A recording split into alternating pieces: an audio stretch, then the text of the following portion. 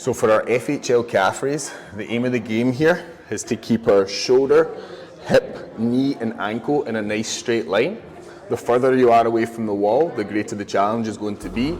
And most importantly, we want to keep pushing the hips forward. If the hips come back, we're going to lose a lot of our activation.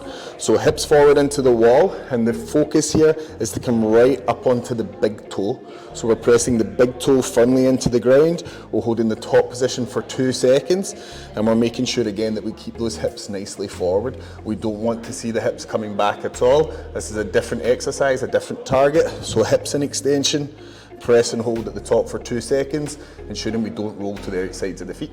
Ready? So the next one we're going to do is called a flexor hallucis longus calf raise, FHL calf raise. Like Libby and I were saying, you have to push your big toe into the ground to activate your quads. So think about pressing hard with the big toe throughout.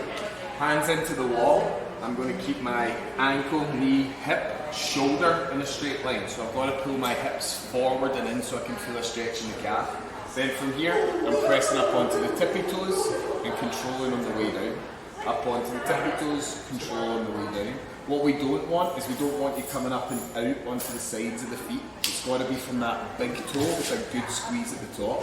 Again, shoot for 20 reps. If that's easy, go single leg. Just keep the hips into extension and a good squeeze at the top.